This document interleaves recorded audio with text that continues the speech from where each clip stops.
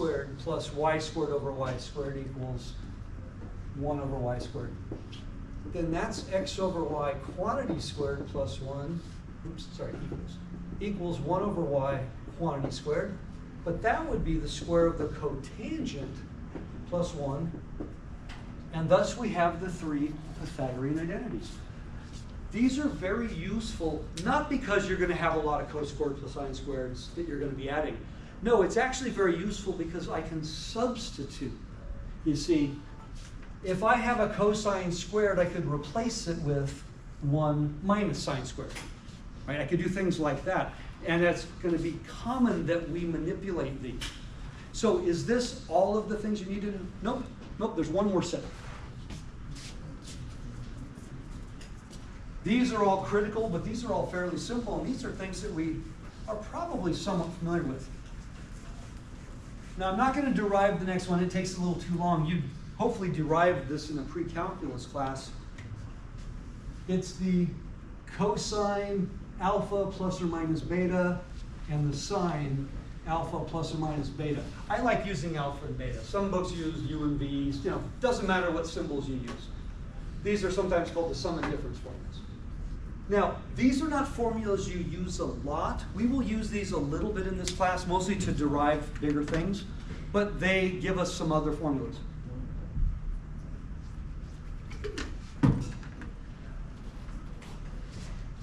Anybody remember this one? So it's cos. Minus plus. I'll put sine, and it switches. Good. Most people just go cos, sine, and then switch. Okay. What's the other one? This is sine cos, and I keep the same SIGNs. Okay. Now, do you use these a lot? Not a lot. They're used sparingly, but they allow us to derive a way, way, way bigger formula, the double angle identities. The double angle identities are very important. The double angle formula for cosine is arguably the most used trig identity there is, significantly more than even the Pythagorean identities. That sounds odd. We use it in so many different capacities. The double angle formula for cosine. Well, how is this going to help me? If I said, what is the cosine of 2 theta, could I consider that as the cosine of theta plus theta? Now go back to here and replace my alpha and beta with theta. You see what? Now what would that give me? I'm going to use that formula over there. I'm going to replace alpha with theta, and I'm going to replace beta with theta. And then that would give me cos, like you said before, sine, and this would be minus. Or I could write it as cos squared minus sine squared. This is called the double angle formula. But there are other versions of this. Because what if within the problem, sometimes you're trying to solve an equation and you have sines and cosines at the same time. That's really hard. I needed all sines or all cosines. What if I replaced sine squared, I've erased it. What if I replace sine squared with 1 minus cos squared? Is that legal? Then this would become 2 cos squared theta minus 1. What if I replace cos squared with 1 minus sine squared? Then this would become 1 minus 2 sine squared theta. If you look on the insert, the covers of every calculus book ever written, they will have all of these. They'll always put all 3 of these together because they're all the same formula. It's just which one do you feel comfortable with. This is the double angle formula. It said it's the single most common one because it's also used in another capacity. I have a problem where I have an angle, it could be x, and then somewhere else in the problem I have an angle of 2x. When you're doing the math, you have to have the same argument all the way through. The argument cannot change. Right? I can't be working with the sine of x and the sine of 2x in the same problem at the same time. It won't work. So it's harder to go from x to 2x. It's way easier to go from 2x to x. So this allows me to do this. But there's another thing. The calculus of sine squared and cos squared. We haven't done any calculus on it yet, but the calculus of sine squared and cos squared can actually be really difficult. There's a lot of things I can't do with the square of the function. So what if I started with cos squared theta? Could I simplify that in terms of the other part? Yeah. Take this and take this. If I isolate the cos squared, we'll add 1 to both sides. And then take half of both sides. What if I started with a sine squared equals? Well, let's see, if I throw that over and I throw that over and I take half, it's going to look like this. I'm just putting those together. And you notice really quickly, if you add these two together, it will add up to 1, just like these would. This is the double angle formula. What do most textbooks call these? Anybody know?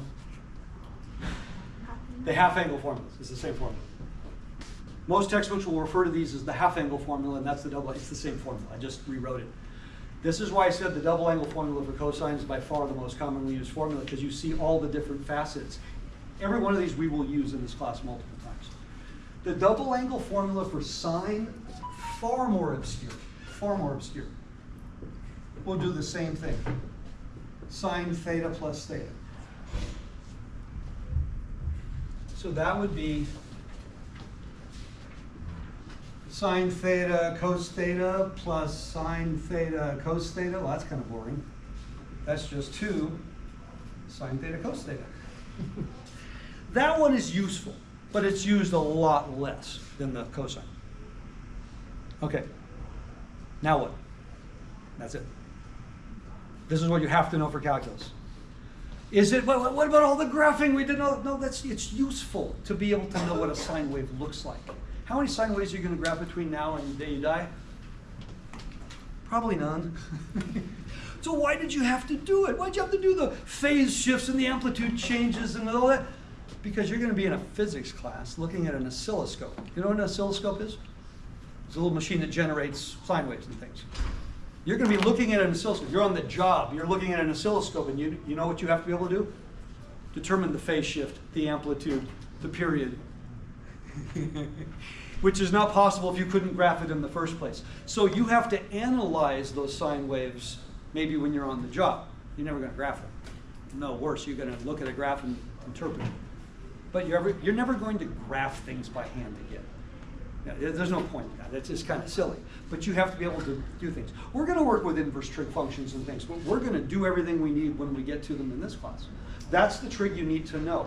So why is this important, all these identities? Well, let me give you a simple problem. This will be the last thing we do before we take a break. All right? I've got a function, and let's keep it real simple. Let's say my function is cos theta over 1 minus sine theta. There's nothing wrong with this.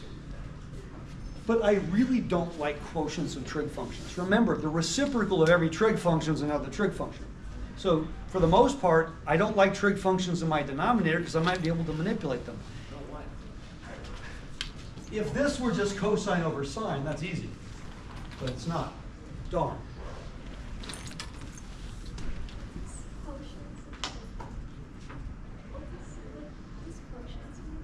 Quotients means I have a numerator and denominator. So I've got a quotient of trig functions. We don't like that. First thing from a calculus standpoint, products are infinitely preferable to quotients. There's no situation where a quotient is easier to work with than a product. But sums are infinitely preferable to products, whether I have to graph or to solve or do anything. Now, I can't make anything happen. But going back to the Pythagorean identity involving sine and cosine, isn't it true that cosine squared theta equals 1 minus sine squared theta? All 3 of the Pythagorean identities were written as a sum of squares equaling another square. And all 3 could be written by moving one term as a difference of squares.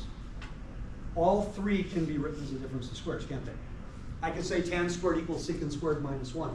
I can say that secant squared minus tan squared equals 1. I can do the same thing with cosine and cotangent. I can move them around to make them a difference of squares. Why do we love differences of squares in algebra? Because they're easy to factor. Isn't this true?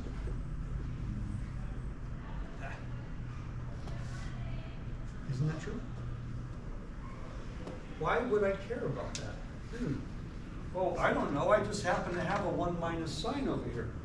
Any big ideas? I can play with this? Multiply up and down by 1 plus a. Beautiful. Now, I don't know where this is going to get me. I know it's legal. And it's fun, just quite frankly. I mean, you guys are going to all go home and do this tonight, you know, and instead of watching TV, you're going to just play with trig stuff. Okay, so my numerator is now the cosine function times 1 plus sine. That looks kind of ugly. But my denominator is now 1 minus sine squared. Why is that a good thing? Because now I can replace it with cosine squared. This up here. So now I have cos theta 1 plus sine theta over cosine squared theta. Can I cancel? You notice I did not distribute on top on purpose. Because, all right, so after all of this time, I wrote this evil quotient as this evil quotient. No. Wait, but there is definitely an improvement.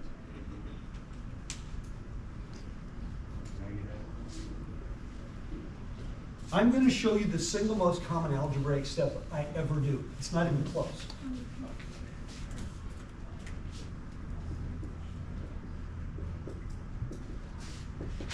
True or false? Left to right, no question. I'm having trouble seeing like half the thing either way. Well, it's also recorded. True? Left to right, we have no question. What about right to left? Generally speaking, if you have a single term in your denominator, you're going to find it convenient to actually break up your quotient. In other words, go this way. And the way I always show this in all my classes, I always do the same thing. This, pull them apart. In my upper level classes, I don't know when this happened years ago, they always called it the butterfly technique. I guess it looks like a butterfly, I don't know. This is what I do 100% of the time when I have a quotient, where I have a single term in the denominator and more than one term in the numerator. Without exception, I do this every time. Because when I do that and I pull them apart, what do I got? I have this, which is equal to what? Oh my goosh. You started with a nasty quotient, you ended with a simple sum. Can you always do this with nasty statements? No, but it is often the case that you can, so whenever you can, you should. I tell everyone this in every calculus problem. If you can start the problem by making it easier before you start, do the algebra, manipulate it, make it simpler, and then do whatever you have to do. That original quotient is equal to this, and I guarantee you this is infinitely simpler to work with. Can you always do this? No, but you have to be able to see. Okay, so the pieces of the puzzle right there. Okay, do it fair. Press the button.